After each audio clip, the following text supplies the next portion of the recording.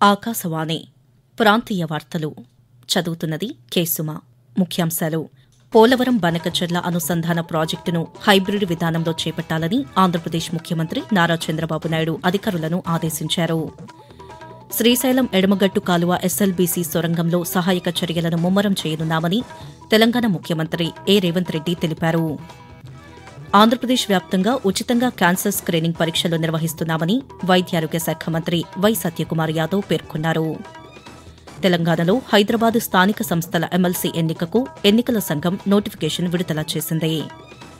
రైతుల సంక్షేమం కోసం ఆంధ్రప్రదేశ్ ప్రభుత్వం కృషి చేస్తోందని చేనేత జౌళి శాఖ మంత్రి ఎస్ సవిత స్పష్టం చేశారు. వార్తల వివరాలు: ఆంధ్రప్రదేశ్ అరకు కాఫీ విస్తృత ప్రాచుర్యం పొందుతోందని కేంద్ర వాణిజ్య శాఖ మంత్రి పీయూష్ గోయల్ తెలిపారు. పార్లమెంట్ బడ్జెట్ సమావేశాల్లో భాగంగా నిన్న అరకు కాఫీ దుకాణాలను ఏర్పాటు చేశారు. ఈ దుకాణాలను లోక్సభ క్యాంటీన్లో పార్లమెంటరీ వ్యవహారాల శాఖ మంత్రి కిరణ్ రిజిజు, రాజ్యసభ క్యాంటీన్లో వాణిజ్య వ్యవహారాల శాఖ మంత్రి పీయూష్ గోయల్ ప్రారంభించి మాట్లాడుతూ, The government of Andhra Pradesh has taken up the Araku Valley coffee, which is a GI product, as an important product for every Indian. This double engine government will take Araku to newer heights. We'll make it a premium product which will become the envy of the world, and Coffee Board and Tribal Affairs both stand committed to making this a grand success. కాగా ఈ కార్యక్రమానికి గిరిజన వ్యవహారాల శాఖ మంత్రి జోయల్ ఓరం, కేంద్ర పౌర విమానయాన శాఖ మంత్రి కింజరపు రామ్మోహన్ నాయుడు, ఆంధ్రప్రదేశ్ రాష్ట గిరిజన సంక్షేమ శాఖ మంత్రి గుమ్మడి సంధ్యారాణితో పాటు పలువురు పార్లమెంట్ సభ్యులు పాల్గొన్నారు. పోలవరం బనకచెర్ల అనుసంధాన ప్రాజెక్టును హైబ్రిడ్ విధానంలో చేపట్టేలా ప్రణాళికను రూపొందించాలని ముఖ్యమంత్రి నారా చంద్రబాబు నాయుడు అధికారులను ఆదేశించారు. అమరావతిలోని రాష్ట సచివాలయంలో పోలవరం బనకచెర్ల ప్రాజెక్టుపై సంబంధిత శాఖల అధికారులతో ఆయన నిన్న సమీక్షా సమావేశాన్ని నిర్వహించారు. ఈ సందర్భంగా చంద్రబాబు నాయుడు మాట్లాడుతూ, ఈ ప్రాజెక్టు నివేదికను కేంద్ర జల సంఘానికి త్వరగా పంపేలా చర్యలు తీసుకోవాలని అన్నారు.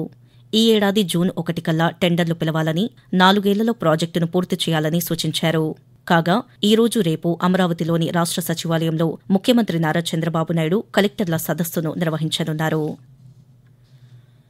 శ్రీశైలం ఎడమగట్టు కాలువ ఎస్ఎల్బీసీ సొరంగంలో సహాయక చర్యలను ముమ్మరం చేయాలని తెలంగాణ ముఖ్యమంత్రి రేవంత్ రెడ్డి అధికారులను ఆదేశించారు.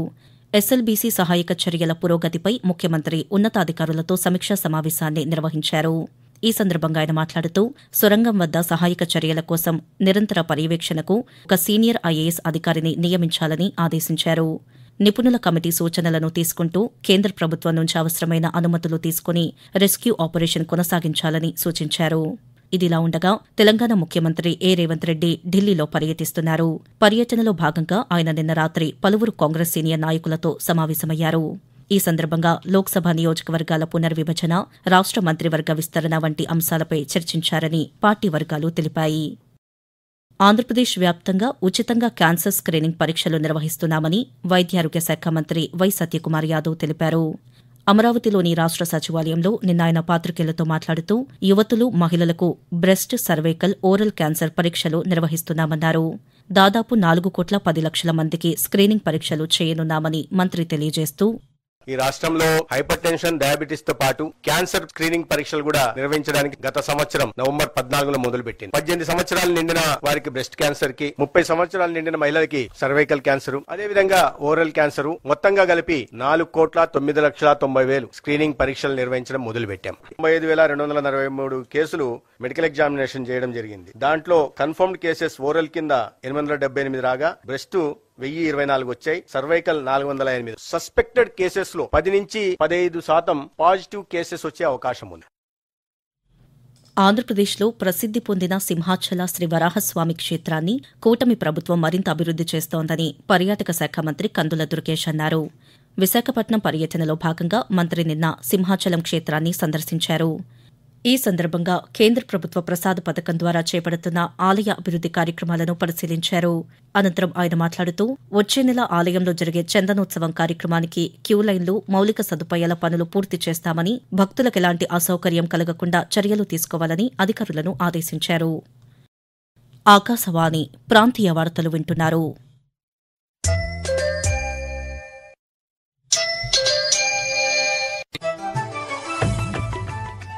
ఖచ్చితమైన సమాచారం, నిష్పాక్షికమైన విశ్లేషణలు, విశ్వసనీయ వార్తా ప్రసారాలకు వేదిక ఆకాశవాణి.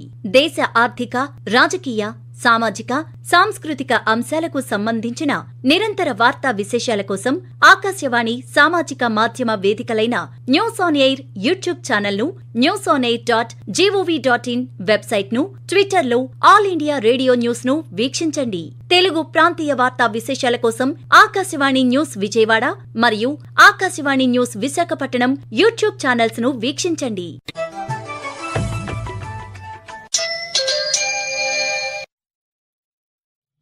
తెలంగాణలో హైదరాబాద్ స్థానిక సంస్థల ఎమ్మెల్సీ ఎన్నికకు ఎన్నికల సంఘం నోటిఫికేషన్ విడుదల చేసింది.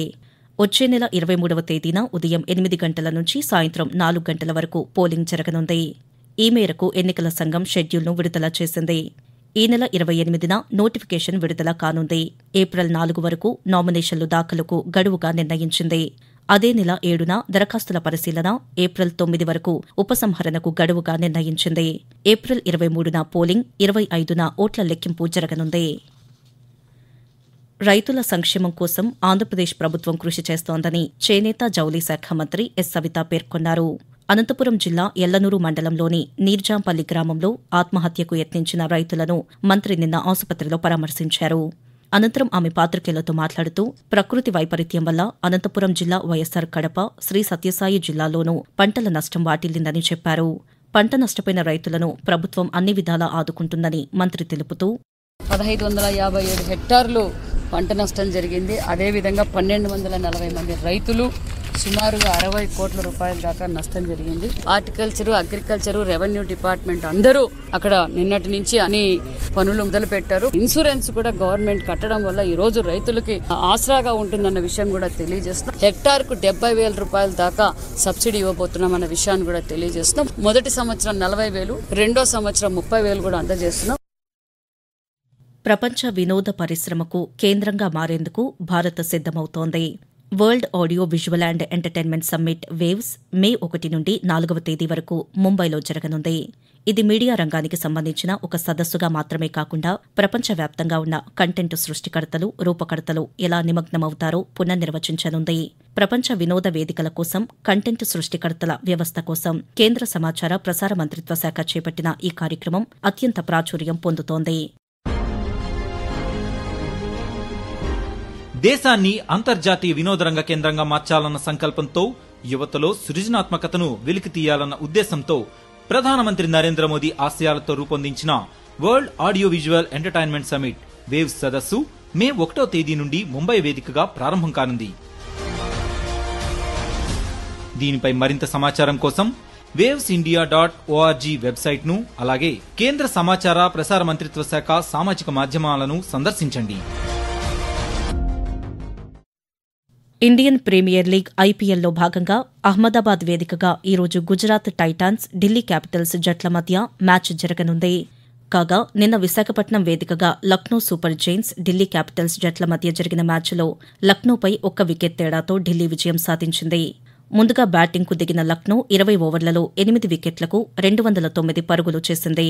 ఆ తర్వాత బ్యాటింగ్కు దిగిన ఢిల్లీ క్యాపిటల్స్ 19.3 ఓవర్లలో 9 వికెట్లకు 211 పరుగులు చేసి విజయం సాధించింది. ఆకాశవాణి ప్రాంతీయ వార్తలు ముగించే ముందు ముఖ్యాంశాలు మరోసారి. పోలవరం బనకచెర్ల అనుసంధాన ప్రాజెక్టును హైబ్రిడ్ విధానంలో చేపట్టాలని ఆంధ్రప్రదేశ్ ముఖ్యమంత్రి నారా చంద్రబాబు నాయుడు అధికారులను ఆదేశించారు.